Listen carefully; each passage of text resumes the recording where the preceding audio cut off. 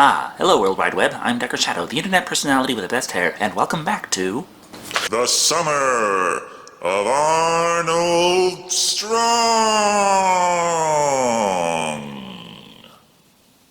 In today's review, we go back to the man's first appearance in a feature film, Hercules in New York, from 1970. In this movie, he plays Hercules and spends the entire running time in New York City. Also, they change a few things around other than the man's name. What could be wrong? Everything is perfect. Everything's in its place. But these days, it isn't too hard to find a DVD copy of this movie with the actual original audio track with Arnold's real voice. Unfortunately, I got this on Blu-ray and found out a little too late that that wasn't included in the audio options for my copy. So what's the synopsis of this particular film? The same as the title, but to be unnecessarily complicated, Hercules nags Zeus to be let out to play for a few thousand years, and eventually this lands him in New York, where wacky hijinks ensue, brought on not only by the mythological beings in modern times, but by those pesky terrors of New York that are constantly out to get you. Movies seem to have a really hard time depicting New York as a reasonably safe tourist destination without bringing up gangsters, mobsters, or demonic possession. So let's see how many of those pesky things that New Yorkers deal with on a daily basis a demigod is capable of handling. Far in the dim past, when myth and history merged into mystery. That's not even close to what mystery is, or how language works. Along with questionable grammatical claims, the narrator goes over the fact that Hercules is the son of Zeus, and this is based on ancient religions and shit. So ancient they've done fuck all in the time since the stories were written, and Hercules, played by Arnold Schwarzenegger, begs his father, Zeus, played by Ernest Graves, to let him out for a 90-minute adventure or something. I've been here thousands of years. I'm bored. Don't interrupt your father. Interrupting me as I sit here and quietly listen to you? What unconscionable behavior! No surprise, Zeus doesn't want his son running around a place as shitty as Earth. The problem is Hercules keeps nagging him relentlessly, and the god is known to have a bit of a temper. Perhaps this will teach you respect for your elders! Fucking hell, Zeus doesn't go for that pussy timeout shit. You fuck with him, you get to think about what you've done while you're being annihilated. But that would make for far too short of a movie, so instead we find out that Zeus's ultimate punishment is little more than giving Hercules exactly what he wanted, casting him down off Mount Olympus into the world below.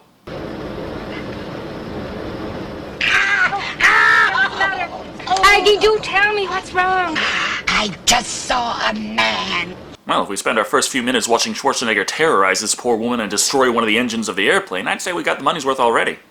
Unfortunately, she just gets flustered and faints over the naked wonder, while Zeus and company watch the movie on their color crystal ball. The goddesses won't shut up over the fact that Hercules is going to slam into the ocean miles away from land. Thus, Zeus goes easy on him, summoning a boat to his aid. What were you doing out there in the water? Swimming. Just drifting along, stroke, stroke, slowly slipping under as I let my mind fall into another existential crisis. Hercules' answering of these questions leaves more than a few of the crew confused, though they assume it's because he's a foreigner and doesn't understand. No bother, just get him dressed and put him to work. This should end well.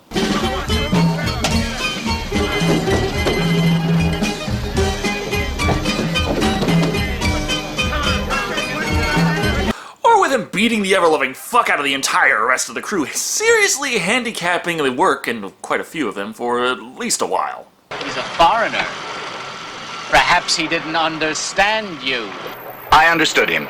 He's most disagreeable, and he has irritated me. You see, I only remember the part about Hercules being a super strong demigod. The legends left out the whole thing about him being an antisocial, violent asshole. At the very least, Hercules shows Jason just how it's done by getting the fuck off the boat bright and early so he can spend most of the movie actually in New York. And like most movies set in New York, it doesn't paint the city as the most tourist-friendly place out there. Hey, you guys! $20 for the first man that flattens them. Also, keep inflation into account. In 1970, that's like saying, hey, $100 for the first guy to whoop that motherfucker's ass! This is yet another chance for Hercules to beat the crap out of a large group of people, though this time his fight is witnessed by Pretzi, played by Arnold Strong. After making his quota of awkward faces at the situation, he swoops in to unnecessarily rescue Hercules from the gang of beaten-up old men. With Pretzi's help, Hercules and his new friend escape the scene via a taxi and get a chance to explain the situation a bit. They almost nailed you. What'd you do, jump ship? No, I walked off. You walked off. I think I beat the ever-loving fuck out of everyone I saw is a slightly more apt description, but whatever. Well, they call me Pretzi because, you see, I sell pretzels on the waterfront there.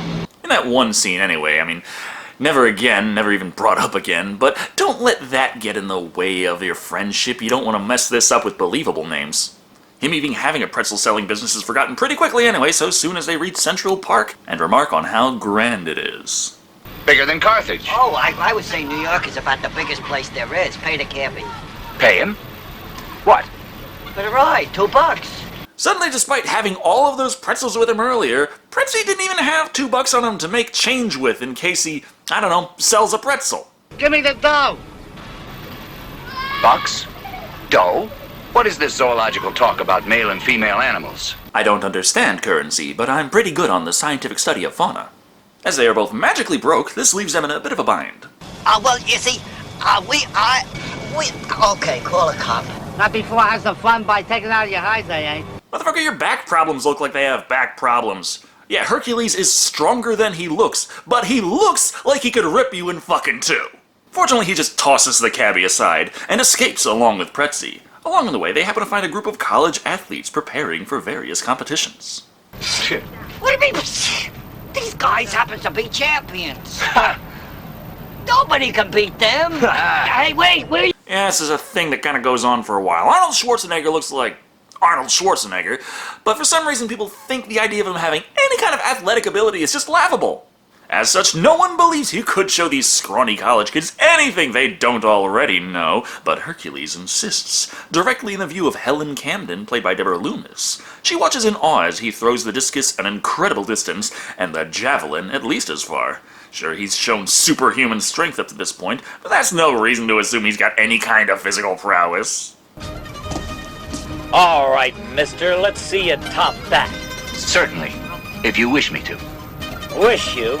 Brother, I'm begging you. I'm pretty sure your awesome strength is limited to your arms. I've seen it before. Chronic masturbation happens a lot with these college kids. Someone even bet the guy that they just saw kick unheard of ass twice in a row wouldn't beat the long jump to the tune of $50. This makes Pretzy some quick money before he's introduced to the Camdens, Helen and the Professor, played by James Karen. Have tea with my daughter and me. Not so loud. You never know when one of them narcotics cops is around. I'm pretty sure they'd know pretty quickly with you around. Pay no attention to the illegal drugs we're about to do. I'm a wanted man in 5 states, you know. Which confuses the Professor, as he honestly was talking about just drinking tea. Seems his buddy Hercules has caught the attention of the Professor, and he just must have the two of them over to talk. Along with his daughter Helen, of course, who Hercules wastes no time making feel exceedingly uncomfortable. It's only that you remind me of someone. Oh, really? Someone you know? A goddess. A goddess. I remind you of a goddess? Well, yeah, I'm pretty sure you were playing one of them, right? This awkwardness only intensifies when Rod Nelson shows up, played by Harold Bernstein. No, it's not his fault. Hey, what's happening? Is he your lover? My what? Hey, mister, watch your talk. I can hear my talk. I cannot watch it. It's the 70s. Make sure the narcotics cops aren't around, and Pretzy can help you watch all the talk you could ever want to. As this conversation goes nowhere, naturally, they devolve into simply fighting. Or rather, Hercules picking Rod up and spinning around. Not sure what the Camdens hope to accomplish here, but it's safe to say this night was plain ruined based on how Helen laments over Hercules' insanity. Well, do you know he had the effrontery to ask if I would have dinner with him tonight? Well, of course you told him. I would. Naturally. At least pretend to make sense. We skip right to the evening after dinner anyway, which seems to have gone well, but what's this? A European brown bear has escaped from the zoo! Escape from zoo. 1 600-pound grizzly bear. Take caution with animal, known to be surly and dangerous. Oh, he's changed species all of a sudden. Also, how do you know this bear is surly? What happened? Did he get out before and the animal control tracked him down? It was like, all right, Grizzly, back in the cage. And he was like, fuck you! Not only that, but it turns out to have been some poor sap in a bear suit who was caged up the whole time. However, Schwarzenegger isn't about to let this man's convincing performance upstage him in the middle of his first movie.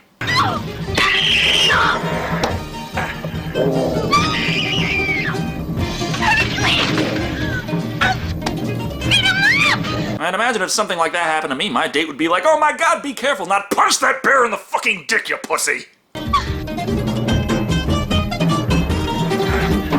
That has to be the most satisfied look on a fainting woman I've ever seen. Which means she misses the best part, where Schwarzenegger beats the ever-loving fuck out of the furry until even the NYPD and animal control guys are like, the fuck is wrong with him? However, this heroic deed has caught the attention of the wrestling world, which means next time Hercules takes Helen out on a date, he might actually be able to pay for dinner.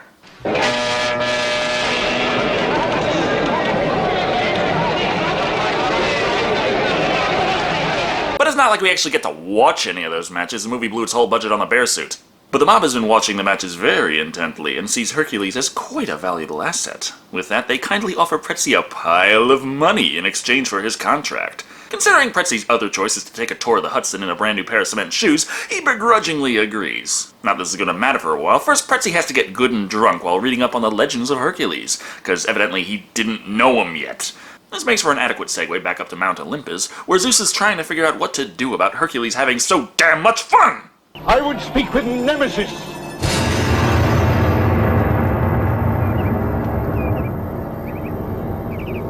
Not as intimidating as the Resident Evil variety, but I take it the bwah was a bad thing. This Nemesis, played by Tina Elg, is the goddess of karma, essentially. She comes for both evildoers and those who have good fortune that they didn't earn. Here, though, she works like Zeus's hitman when lightning bolts are too subtle. However, Mercury, played by Don Hamilton, thinks going the Agent 47 route might be a bit too harsh. Send me down there first to persuade him to come back to us before you give Nemesis her task. Yes, oh Zeus. Heed Mercury's plea. You know, I'd love to, but Mercury is a god in ancient Rome. Where the hell did Hermes run off to again? The new plan is for Mercury to tell Hercules that Zeus wants him back at Mount Olympus at once. Of course, his wife, who for some reason is not Hera, but again her Roman equivalent Juno, played by Tanny McDonald, obviously would rather he stay on Earth, pleading that he will suffer far greater at the hand of man than any punishment Zeus would come up with. Of course, Zeus at this point doesn't want to punish him that hard, just get him home. I have spoken. You'd think with that being one of the only music tracks in this movie, it wouldn't be so damn jarring every time it came on. But what's going down on Earth? Just Hercules and Helen walking along, dealing with his sudden outbursts against imitators, and his overwhelming desire to remove his shirt for any reason. What is the name of that imitator? Who gave him permission to pretend to be Hercules? Hey, I'm more upset that the poster merely credits Godzilla as the monster. The date goes as expected. They do New York stuff, but oh, Hercules thinks it's so novel and it's silly. Despite how awkward this makes everything, it seems to not be getting in the way of their relationship. I like New York very much. Oh, I'm glad. Perhaps you'll stay here longer than you thought you might. Well, another 100 years at least. Okay, take this into consideration. Guy's name is Hercules. He's super strong, says he's from Greece, talks about gods and goddesses like he knows them, and thinks everything is oh so novel. At what point do you stop thinking that it's just cute and maybe take it seriously? Possibly when Pretzi, now drinking to wash away the guilt of being forced to sell Hercules to the mob, walks in on his meeting with Mercury in their very candid discussion about the shit going down on Mount Olympus. You know how handy he is in throwing those thunderbolts around when he gets angry? I won't worry about Zeus's thunderbolts down here. But Zeus has another instrument to punish those who offend him. Hey, that wasn't funny the first time. Unsurprisingly, as we still have near half the movie to go, Mercury's pleased to have Hercules come back to Olympus of his own volition go nowhere, even when Mercury lets him know that Zeus intends to sick Nemesis on Hercules if he doesn't. With that having gone nowhere, Mercury goes back to Mount Olympus right out the fucking window.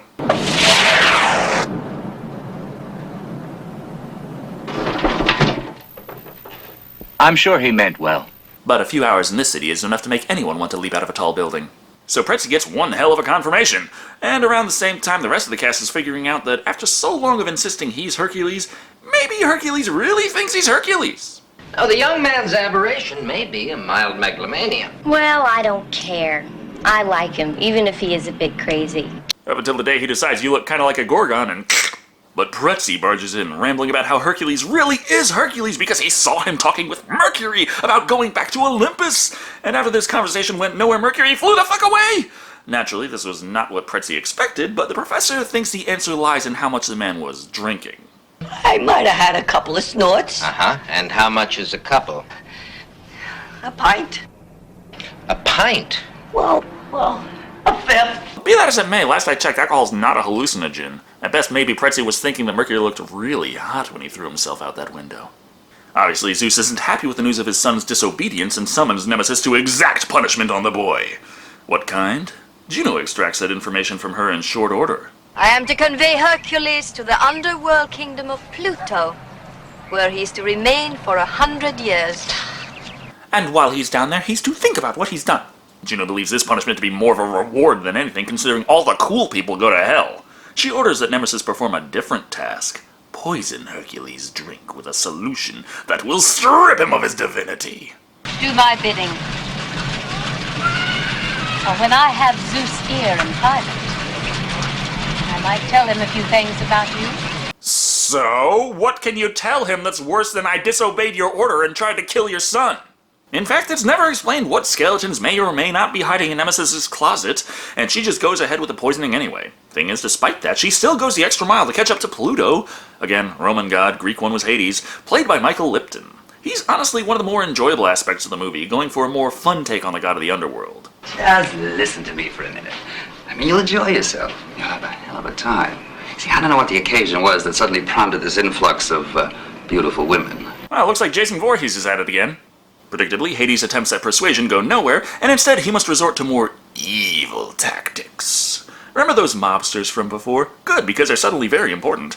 Hades secretly meets up with them, betting $20,000 at 5-1 that Hercules will lose his next contest. Obviously, Hercules is unbeatable, so they take this bet handily. We shall meet again. Be assured of that. Well, goodbye. For the present. Gambling, for sure they're going to hell. Which also means Pretzi is going to hell. Ah well, fuck him.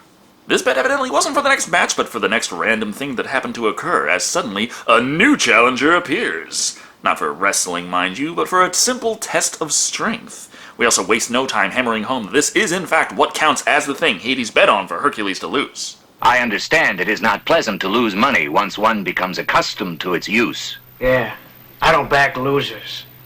Ever. Very practical. I'm going to kill you. I would too. Even after Helen and Pretzi slowly explain to Hercules that his life was just threatened, he doesn't think anything of it. He's got that contest of strength to do against Monstro the Magnificent, played by Tony Carroll. This contest of strength will begin with the challenger, Monstro the Magnificent, who will snatch, press, that's clean and jerk. Oh, I'm sorry, Monstro. Who will clean and jerk. Whoa, hold on. Is that kind of language okay on 70s network television? Whatever the case, Monstro goes first, performing the clean and jerk on 500 pounds. No problem. Hercules, however, also does this no problem. Okay, but I thought he was supposed to be weaker now. Now, item number 2. 750 pounds. Whoa there, Bucka. The record is only 580. There's no way that...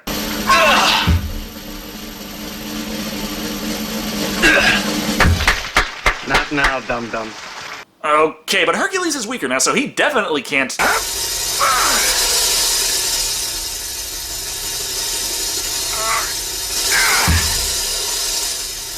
Okay, did the potion wear off already, or what? Now, ladies and gentlemen, in this struggle of the Titans, 1,000 pounds! Oh, fuck, man, even when Hercules had his divinity, I don't think he'd have been able to...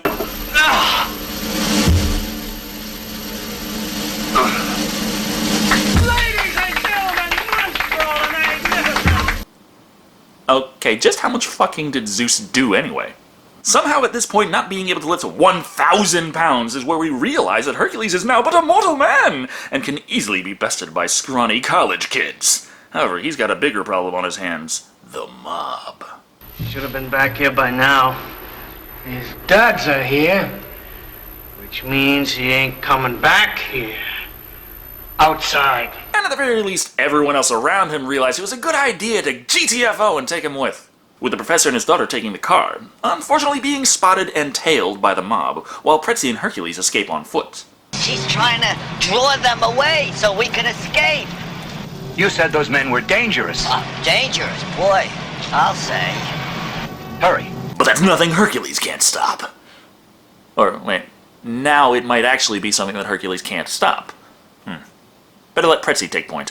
It's hard to find a decent car to steal in New York, so Hercules does the next best thing and hijacks a chariot. I assume this is the next best thing, as the big chase scene here is very hard to follow. Pretty much every participant is shown separately from one another, making it near impossible to tell just how in the hell everything is going. Where is everybody? That was the movie that put Zeus's commentary in the middle of the chase, not me. Eventually, the chariot breaks down and the two of them have to be picked up by the car to keep running away from the mob. All this has not gone unnoticed by Zeus, however, who, surprise, surprise, isn't happy that his son down there is under a very real risk of being killed now. How is it that Hercules was instead deprived of his divinity, his strength, and finds himself in his present mortal predicament? I'm sorry, could you repeat that? I was distracted by the fact that I just realized your lightning bolts are bent rebar. So while Hercules and crew move the epic climactic battle into a shitty abandoned factory, Zeus learns of Juno's deception, and the other gods conspire to help Hercules out by having Mercury run off and request aid of a few. Who? Atlas and Samson. Okay, first of all, Atlas is busy holding up the sky for all eternity. Second, Samson is from Christianity. Or both of them are caveman-looking motherfuckers who show up in the nick of time to beat the crap out of the mobsters. This makes for great primetime orb watching, but it does eventually get to Zeus. Those scoundrels down there show disrespect for his father. Then save him, great Zeus, even if it is only because he is your son. Now that is some goddamn child support right there. So that anti-divinity potion? Yeah, stops working at the whim of the desires of Zeus, giving Hercules the strength to slowly push over a couple of paper pillars, which seems like something a tad more up Samson's alley, and defeat the entire mob. With that out of the way, Hercules and Pretzi go sightseeing. Then Hercules slips away and goes back up to Mount Olympus like a good boy. Never mind that relationship with Helen, she never comes up again! At the very least, there's a little closure with Pretzi, as they have pretty good reception for Mount Olympus. All you need do is think of me, and there I shall be, in your mind and in your heart, for as long as you want me to be. You keep something in your mind by thinking about it. Great life lessons from Herc. So that's it. Pretzi is back to living on his own, Helen just doesn't fucking exist anymore, and Hercules relays the tales of his adventures in New York to his father, which has the obvious consequences.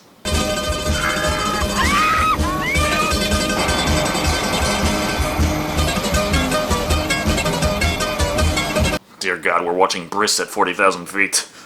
And that was Hercules in New York, and it's so bad, it's bad, but it's kind of entertaining. This is definitely a movie that only is going to appeal to someone who has a thing for cheesy, shitty old movies. Fortunately, I know a guy. I'm disappointed that I didn't get the version with Arnold's original voice, but if my research is correct, that cut is also about 15 minutes shorter, and the ending radio speech is still the dubbed voice, so it's give and take. As far as bad movies go, Hercules in New York does something right by not being boring. A tiny budget and questionable acting permeates every scene, but things do keep moving. They don't always make sense when they do, in fact they tend to not, but it's always better to be engaged by a bad film than falling asleep to it. There are good aspects too. Arnold Strong gives an entertaining performance, and some of his comic relief actually works as intended. The editing can be choppy around him, but it's just a problem with an editor who doesn't know how to work with a fast talker. Arnold Schwarzenegger's performance, on the other hand, is charmingly awkward. This is his first movie, and you can tell, even without his original voice, his body language shows that a lot of the time, he's not too sure of himself. This, coupled with a weird-ass dub, makes for some interesting scenes. Overall, Hercules in New York is classic, cheesy, low-rent entertainment, and was never meant to have a legacy. However, fate seems to have kept it readily available to this day, even on Blu-ray, and I'd say it's a must-watch for fans of classic crap. Just nobody else. Like, ever. Coming in at 2 easily forgotten goddess lookalikes out of 5. I mean, yeah, it's crap, but it's not Manos Hands of Fate crap. Thank you all for watching. I've been Dr. Shado, and remember, Hermes, Hades, Hera. They're not hard to remember, they're all H's.